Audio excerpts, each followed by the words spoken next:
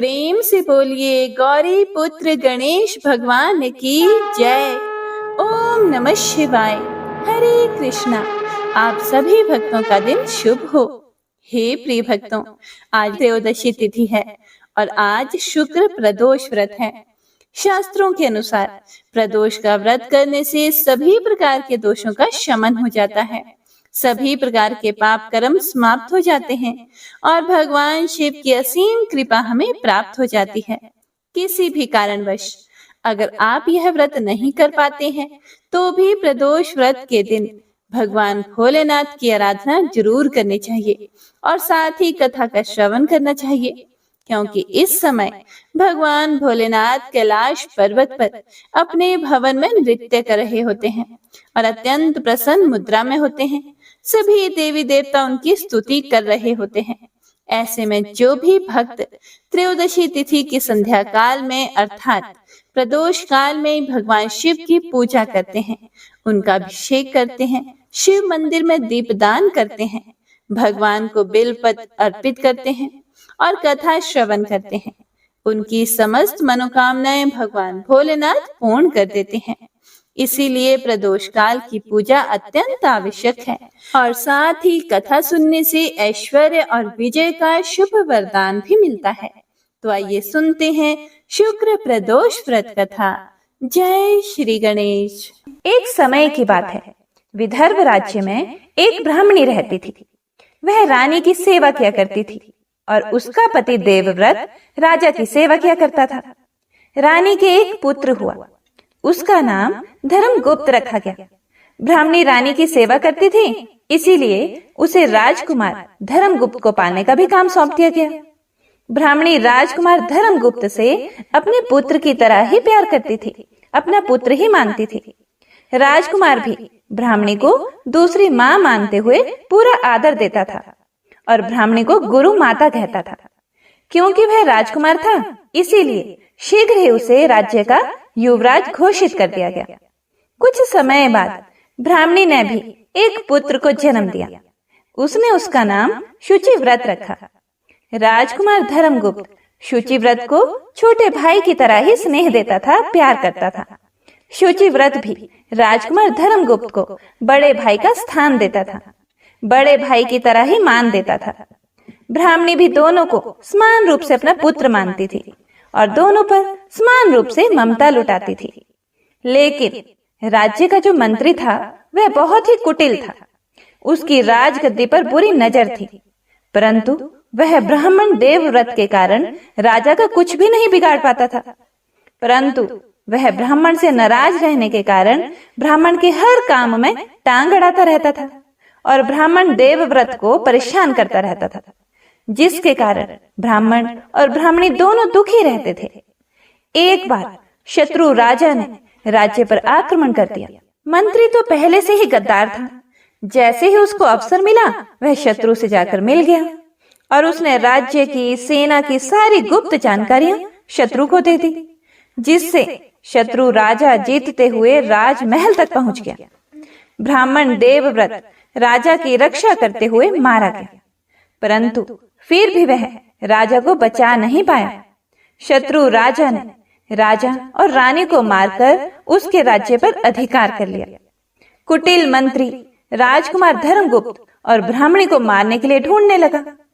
ब्राह्मणी को जब इसकी सूचना मिली तो वह अपने बड़े पुत्र राजकुमार धर्मगुप्त और अपने छोटे बेटे शुचिव्रत को लेकर जंगल में जाकर छुप गई। घोर विपत्ति के कारण दुखी होकर वह अपनी व अपने पुत्रों की रक्षा के लिए पुत्रों को साथ में लेकर जंगल में झोंपड़ी बनाकर रहने लगी, क्योंकि अब उनके पास कुछ भी नहीं था। कभी भिक्षा मांगकर तो कभी कंदमूल फल खाकर वह अपना और पुत्रों का निर्वाह करने लगी। पास में ही शांडिल्य मुनि का एक आश्रम था। एक दिन वह अपने दोनों पुत्रों के साथ उनके आश्रम में जा पहुंची और ऋषि को दंडवत प्रणाम करके अपनी दुख भरी कथा सुनाने लगी, जिसे सुनकर मुनि को उन पर दया आ गई और उन्होंने ब्राह्मणी को 1 वर्ष तक प्रत्येक पक्ष की त्रयोदशी अर्थात प्रदोष व्रत करने को कहा।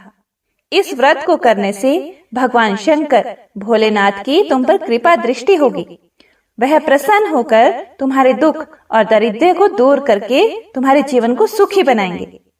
शांडिल्य ऋषि कहने लगे कि प्रदोष व्रत की पूजन का विधि विधान तो बहुत बड़ा है, परंतु श्रद्धा भक्ति और सामर्थ्य के अनुसार विश्वास रखकर व्रत को करने से भी भगवान भोलेनाथ की तुम पर शीघ्र ही कृपा होगी और तुम्हारा कल्याण होगा। इसीलिए ब्राह्मणी ने ऋषि के वचन पर अटूट विश्वास रखते हुए श्रद्धा भाव और अपनी सामर्थ्य के अनुसार व्रत करना शुरू कर दिया। सूत जी बोले, हे मुनीश्वरों, अब मैं तुमको आगे की कथा कहता हूँ, ध्यान पूर्वक सुने। कुछ समय बीत जाने पर ब्राह्मणी का छोटा लड़का शुचिव्रत तालाब में स्नान करने गया था, तो भगवान शंकर की कृपा से उसे रास्ते में सोने की मुद्राओं से भरा हुआ एक कलश दिखाई दिया। वह स्वर्ण कलश को लेकर अपनी माता के पास जा पहुंचा। वह माता को कलश देता है तो माता कहती है, तुम दोनों भाई आपस में आधा आधा बांट लो।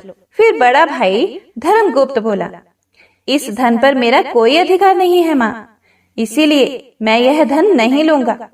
यदि भगवान शंकर की कृपा होगी तो मुझे भी धन प्राप्त होगा।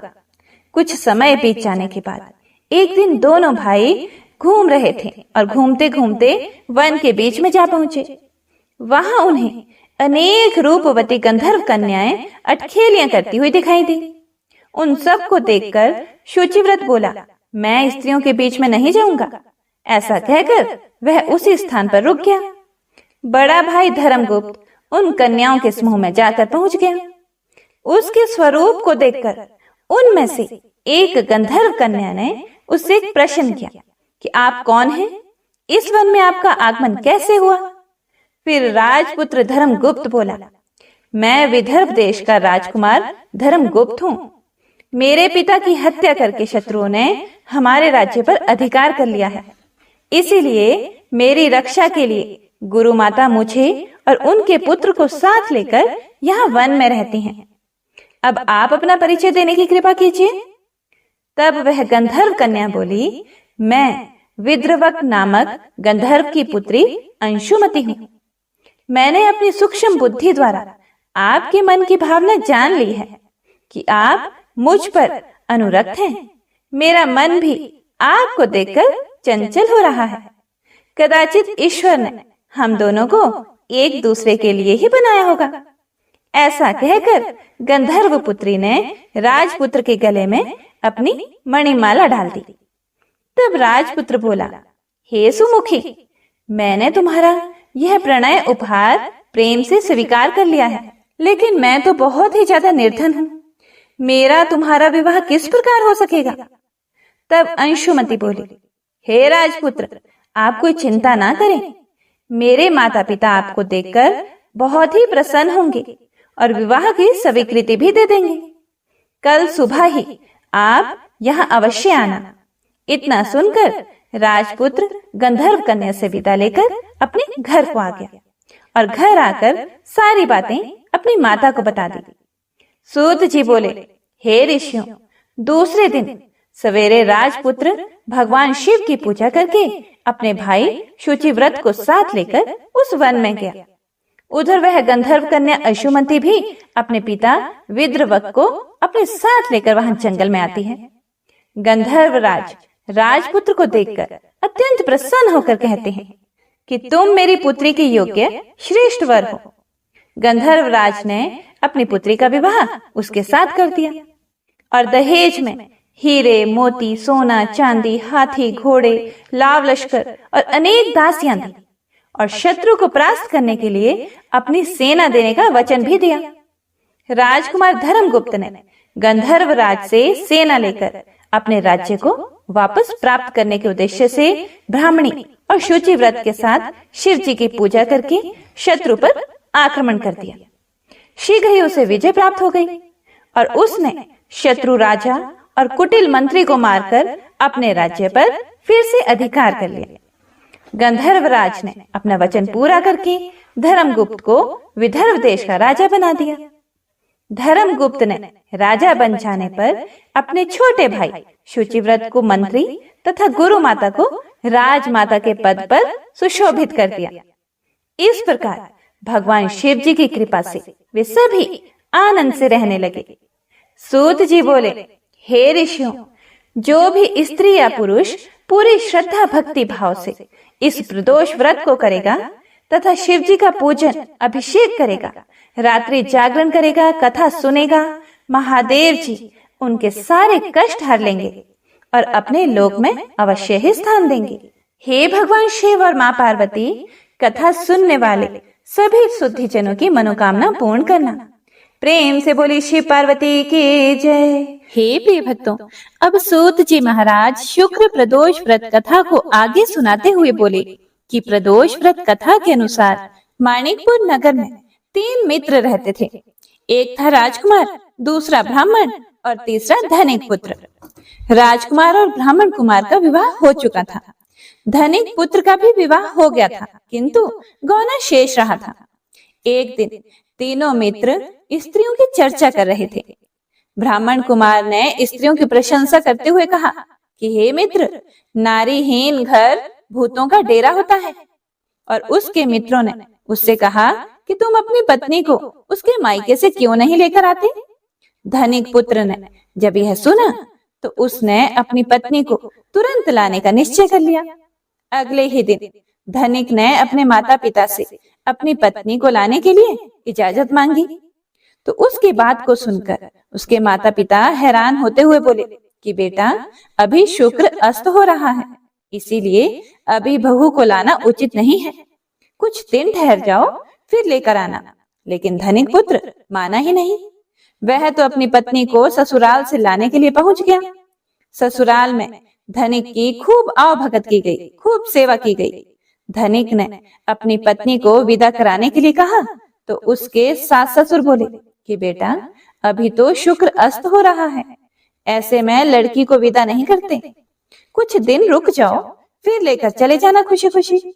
लेकिन धनिक पुत्र वहां भी जिद पर अड़ा रहा और अपनी पत्नी को लेकर वहां से विदा हो गया।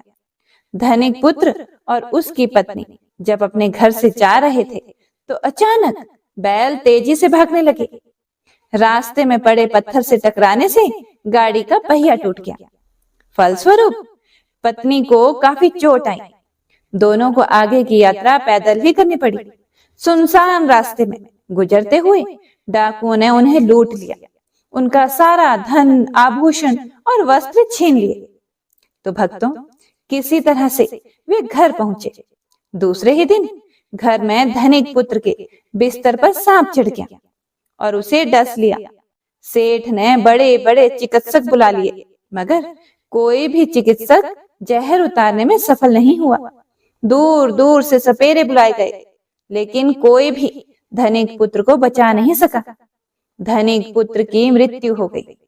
उसी समय पंडितों ने सेठ जी को एक बात बताई कि आपके बेटे ने शुक्र अस्त होने पर बहू को विदा कराकर लाने की जो भूल की है, यदि आप शुक्रवार की पूजा अर्चना करें और बहू शुक्रवार प्रदोष व्रत करे तथा कथा सुनकर प्रसाद ग्रहण करे, तो शुक्र देवता की अनुकंपा से, भगवान शिव की महिमा से तुम्हारा पुत्र पुनः जीवित हो सकता है। अब क्या था, सेठ जी ने पंडितों की बात मानकर अपने मृत बेटे और बहू को वापस उनके ससुराल भेज दिया। पत्नी ने घर पहुंचकर शुक्र प्रदोष व्रत किया और पूजा पाठ किया। उसने अपने पति की गलती के लिए शुक्र देवता से, भगवान शिव से क्षमा मांगी। फलस्वरूप धनिक पुत्र, उसका पति, जीवित हो उठा। धनिक पुत्र के जीवित हो जाने से घर में खुशियां भर गई।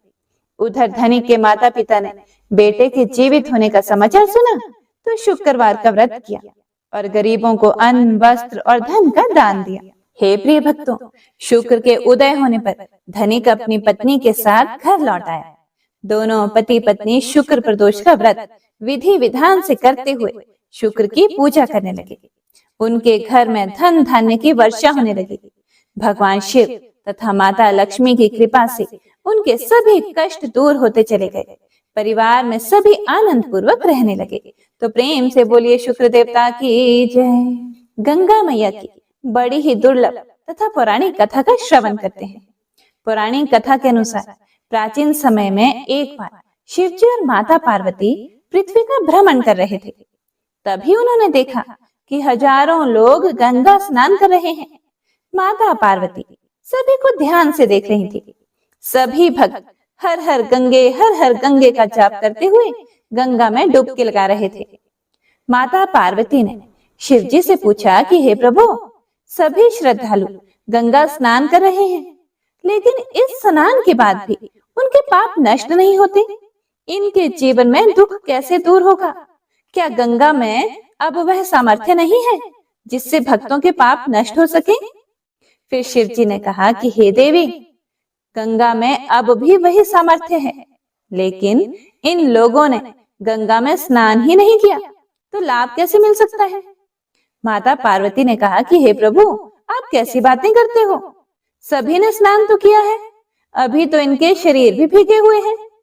फिर शिव जी बोले, इन सभी लोगों ने गंगा में नहीं, सिर्फ जल में डुबकी लगाई है। इसका रहस्य मैं तुम्हें कल समझाता हूँ। अब क्या था?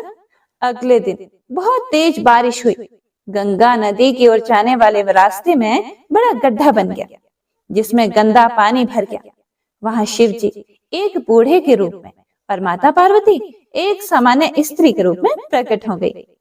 शिव जी ने माता पार्वती को समझाया कि मैं इस गड्ढे में गिर जाऊंगा। कुछ देर में यहाँ से गंगा स्नान करके हजारों श्रद्धालु जाएंगे। तुम उनसे मुझे इस गड्ढे में से निकालने के लिए मदद मांगना और उनसे कहना कि मुझे वही व्यक्ति हाथ लगाएगा जो निष्पाप हो। अगर किसी पापी ने मुझे हाथ लगाया तो वह भस्म हो जाएगा। इस तरह समझाकर शिव जी बूढ़े व्यक्ति के रूप में उस गड्ढे में गिर गए। बचाओ बचाओ चिल्लाने लगे। गड्ढे के पास ही बैठी स्त्री भी लोगों से मदद मांगने लगी कि उसके पति गिर गए हैं, उन्हें कोई गड्ढे से निकालने में मदद करें। काफी लोग वहां इकट्ठा हो गए। जब लोग बूढ़े को गड्ढे से निकालने के लिए आगे बढ़ते तो स्त्री उनसे कहती कि इन्हें वही व्यक्ति हाथ लगाए जो निष्पाप हो, वरना वह भस्म हो जाएगा। यह सुनते ही सब लोग पीछे हट जाते। सभी ने सोचा कि ऐसा ना हो कि इनकी मदद करने के चक्कर में हम किसी मुसीबत में फंस जाएं। ऐसा सोचकर लोग वहां से निकल गए। गंगा स्नान करके लोग आ रहे थे, लेकिन कोई भी बूढ़े की मदद करने के लिए आगे नहीं बढ़ रहा था। ऐसे ही शाम हो गई। तभी शिव जी ने पार्वती जी से कहा कि हे देवी, देखा, यहाँ ऐसा कोई भी नहीं आया जिसने आस्था और विश्वास के साथ गंगा स्नान किया हो। तभी वहां पर एक युवक आया। वह हर गंगे का जाप कर रहा था। उसने बूढ़े को गड्ढे में फंसा देखा तो वह मदद करने के लिए आगे बढ़ा। तभी पार्वती रूपी स्त्री ने कहा कि इन्हें वही व्यक्ति बाहर निकाल सकता है जो निष्पाप हो। क्या तुम पूरी तरह से निष्पाप हो? उस व्यक्ति ने कहा कि हे माते, आपको मेरे निष्पाप होने पर संदेह क्यों है? मैं अभी अभी गंगा स्नान करके आया हूँ। गंगा में नहाने के बाद भी पाप रहते हैं क्या? आस्था के साथ गंगा स्नान से मैं पूरी तरह पवित्र हो गया हूँ। मेरे सभी पाप धुल गए हैं, ऐसा मेरा विश्वास है। इतना बोलकर युवक ने बूढ़े को गड्ढे से बाहर निकाला। शिव जी और माता पार्वती उस युवक से बहुत ही प्रसन्न हुए और अपने वास्तविक रूप में दर्शन दिए।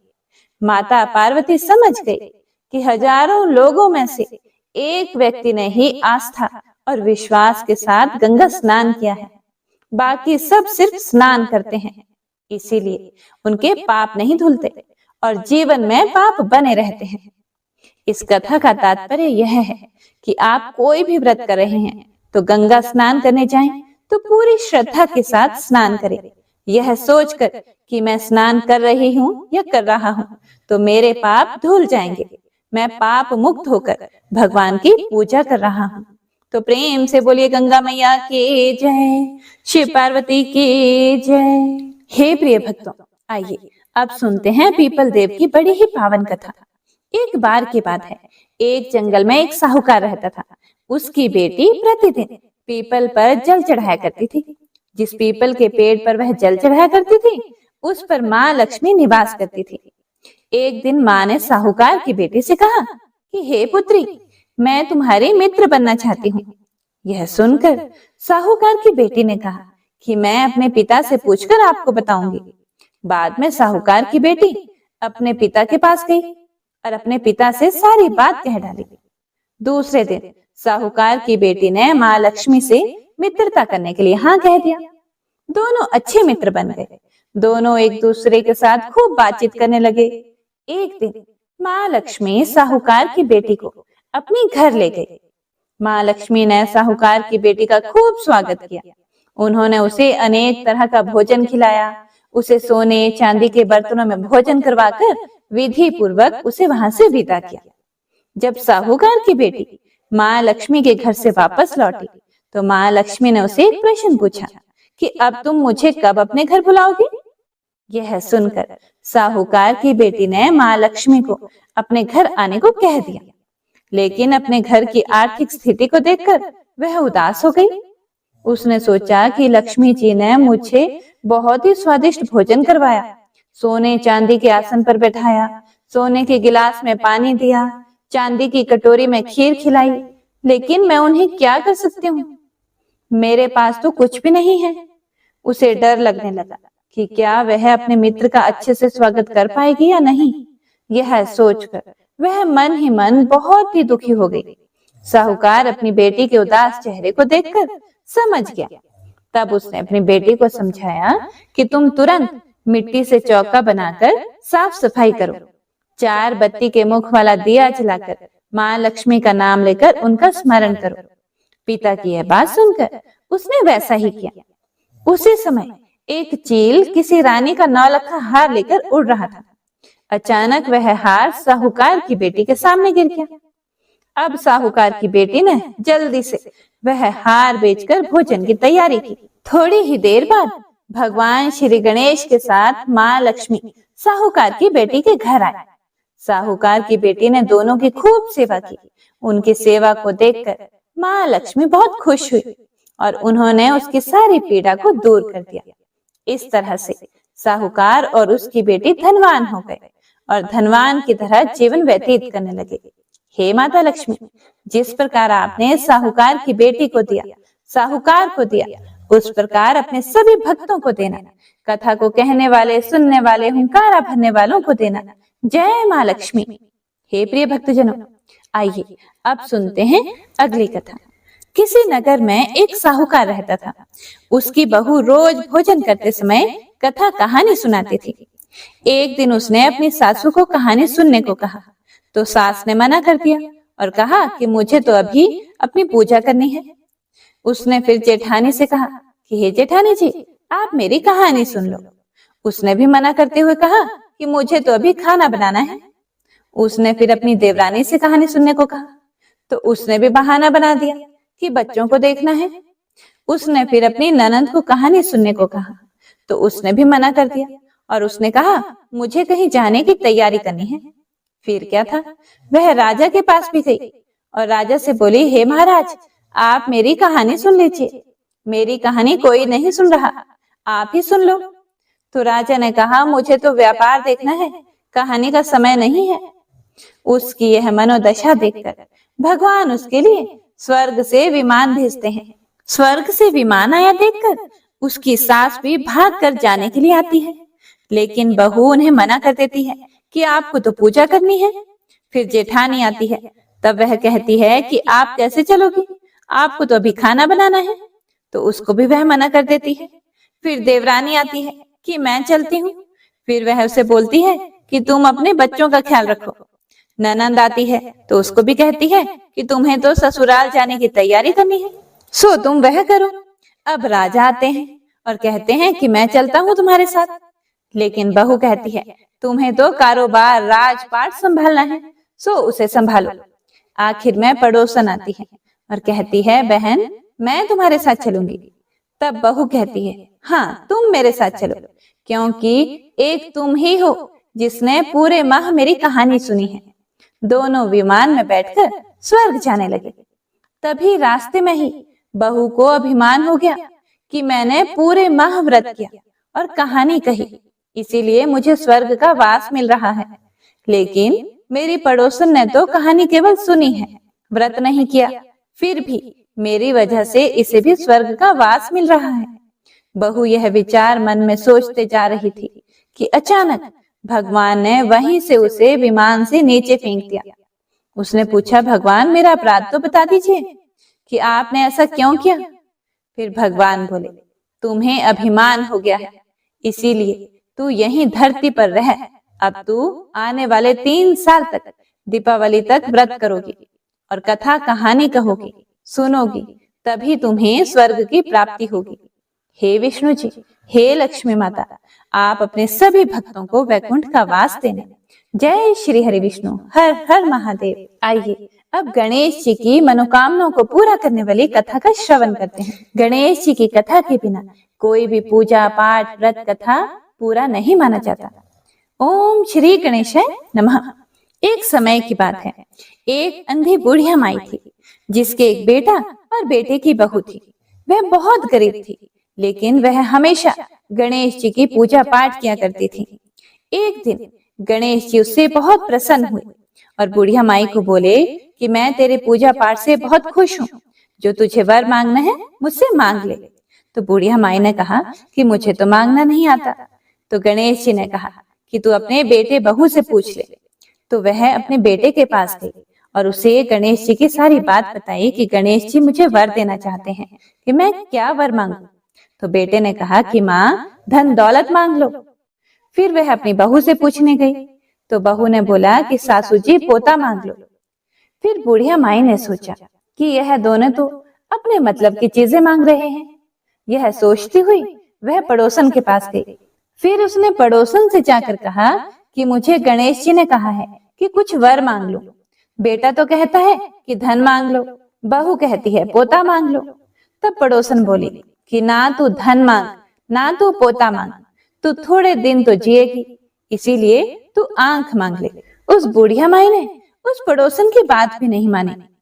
घर जाकर उसने सोचा कि बेटा बहू खुश हो जाएं, वह भी मांग लूं और अपने मतलब की चीज भी मांग लूं। दूसरे दिन गणेश जी आए और बोले कि बुढ़िया माई कुछ मांग लो।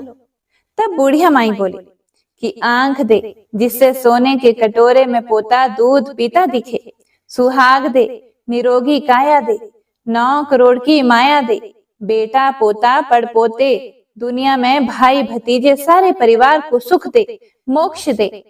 तब गणेश जी बोले कि माई तूने तो मुझे ठग लिया और सब कुछ मांग लिया, परंतु सब इसी प्रकार होगा। और यह कहकर गणेश जी अंतर ध्यान हो गए। बुढ़िया माई के उसी प्रकार सब कुछ हो गया। हे गणेश जी महाराज, जैसा बुढ़िया माई को दिया वैसा सबको देना। कथा को कहने वाले, सुनने वाले, सुनाने वाले सबको देना। कथा अधूरी हो तो पूरी करना, पूरी हो तो मान करना। ओम श्री गणेशाय नमः। हर हर महादेव। हे प्रिय भक्तों, तो आइए अब हम सुनते हैं विघ्न हर्ता श्री गणेश जी की बड़ी ही पावन, पवित्र और चमत्कारी कथा। एक समय की बात है, एक भाई बहन रहते थे। बहन का नियम था कि वह अपने भाई का चेहरा देखकर ही खाना खाती थी। हर रोज वह सुबह उठती और जल्दी जल्दी सारा काम करके अपने भाई का मुंह देखने के लिए उसके घर जाती थी। एक दिन रास्ते में एक पीपल के नीचे गणेश जी की मूर्ति रखी थी।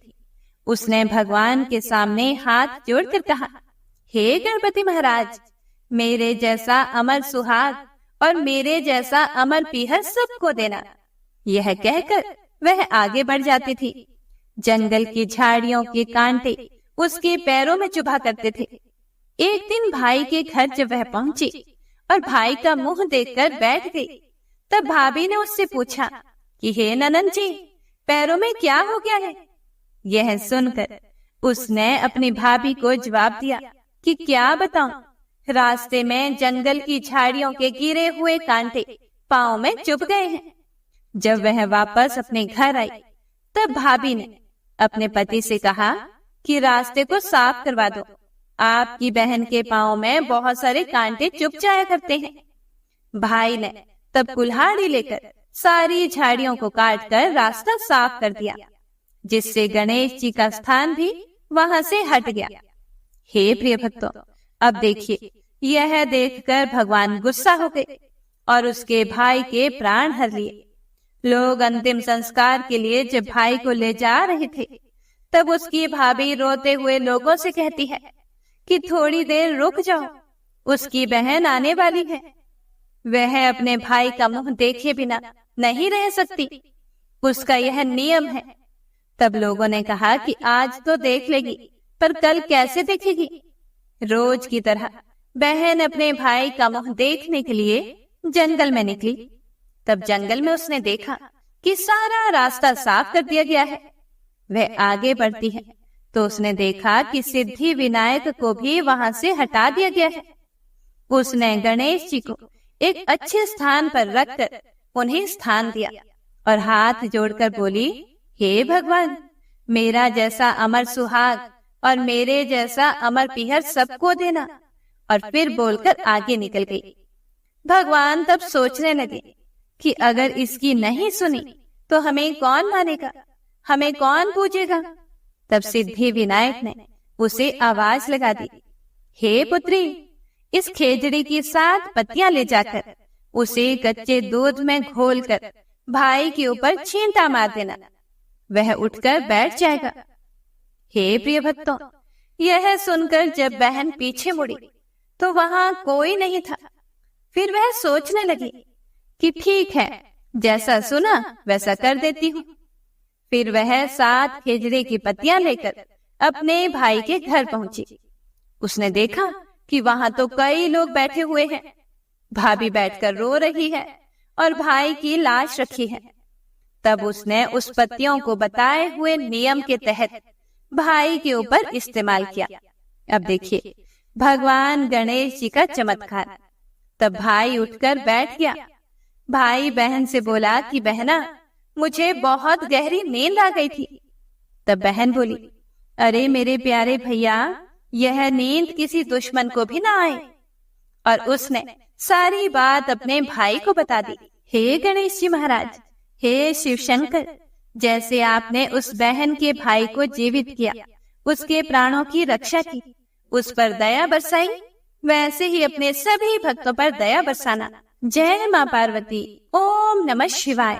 जय गणेश गिरिजा सुवन, मंगल मूल सुजान, कहत अयोध्या दास तुम, देहु अभय वरदान। जय गिरिजापति दीन दयाला, सदा करत संतन प्रतिपाला। भाल चंद्रमा सोहत नीके, कानन कुंडल नागफनी के। अंग गौर शिर गंग बहाए, मुंड माल तन 4 लगाए। वस्त्र खाल बागंबर सोहे, छवि को देखी नागमन मोहे। मैना मातु की हवे दुलारी, बाम अंग सोहत छवि न्यारी। कर त्रिशूल सोहत छवि भारी, करत सदा शत्रुन क्षयकारी। नंदी गणेश सोहे तह कैसे, सागर मध्य कमल है जैसे। कार्तिक श्याम और गण राव, या छवि को कही जात न काओ। देवन जब ही जाए पुकारा, तभी दुख प्रभु आप निवारा। किया उपद्रव तारक भारी, देवन सब मिली तुम ही जुहारी। तुरत छड़ानन आप पठायो, लव निमेष महामारी गिरायो। आप जलंधर असुर सहारा, सुयश तुम्हार विदित संसारा। त्रिपुरासुर सन युद्ध मचाई, सबही कृपा कर लीन बचाई। किया तप ही भागीरथ भारी, पूरब प्रतिज्ञा तासु पुरारी। दानिन मह तुम सम कोई नाही, सेवक स्तुति करत सदाही। वेद नाम महिमा तब गाई, अकथ अनादि भेद नहीं पाई। प्रकटी उधती मंथन में ज्वाला, जरत सुरासुर भय विहाला। किन्हीं दया तह करी सहाय, नीलकंठ तब नाम कहाई। पूजन रामचंद्र जब किन्हा, जीत के लंका विभीषण दिन्हा। सहस कमल में हो रहे धारी, किन्ह परीक्षा तभी पुरारी। एक कमल प्रभु राखे जोई, कमल नयन पूजन चह सोई। कठिन भक्ति देखी प्रभु शंकर, भय प्रसन्न दिए इच्छित वर। जय जय जय अनंत अविनाशी, करत कृपा सबके घटवासी। दुष्ट सकल नित मोहि सतावे, भ्रमत रहूं मोहि चैन न आवे। त्राहि त्राहि मैं नाथ पुकारो, यही अवसर मोहि आन उबारो। लई त्रिशूल शत्रुन को मारो, संकट से मोहि आन उबारो। मात पिता भ्राता सब होई, संकट में पूछत नहीं कोई। स्वामी एक है आस तुम्हारी, आय हरहु मम संकट भारी, धन निर्धन को देत सदाही, जो कोई जांचे सो फल पाही, अस्तुति के ही विधि करें तुम्हारी, क्षमो नाथ अब चूक हमारी, शंकर हो संकट के नाशन, मंगल कारण विघ्न विनाशन, योगी यति मुनि ध्यान लगावे, शारद नारद शीश नवावे, नमो नमो जय नमः शिवाय, सूर ब्रह्मादिक पार न पाए, जो यह पाठ करे मन लाए, तापर होत है शंभु सहाय, ऋणिया जो कोई हो अधिकारी, पाठ करे सो पावन हारी, पुत्रहीन कर इच्छा जोई, निश्चय शिव प्रसाद ते ही होई, पंडित त्रयोदशी को लावे, ध्यान पूर्वक होम करावे, त्रयोदशी व्रत करे हमेशा, ताके तन नहीं रहे कलेशा, धूप दीप नैवेद्य चढ़ावे, शंकर सम्मुख पाठ सुनावे,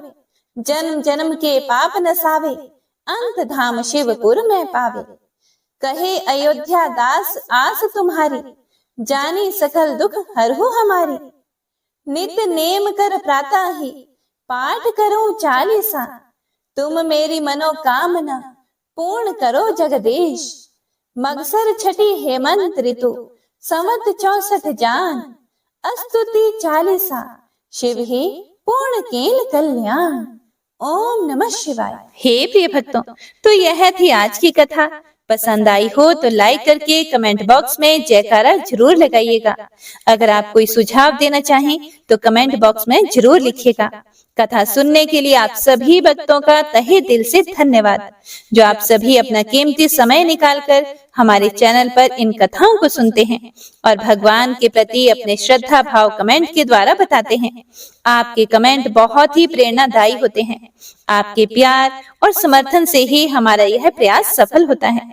भगवान आप सभी को खुश रखें और आपका जीवन आनंदमय बनाएं और कथाओं को सुनने का पुण्य फल आपको प्रदान करें।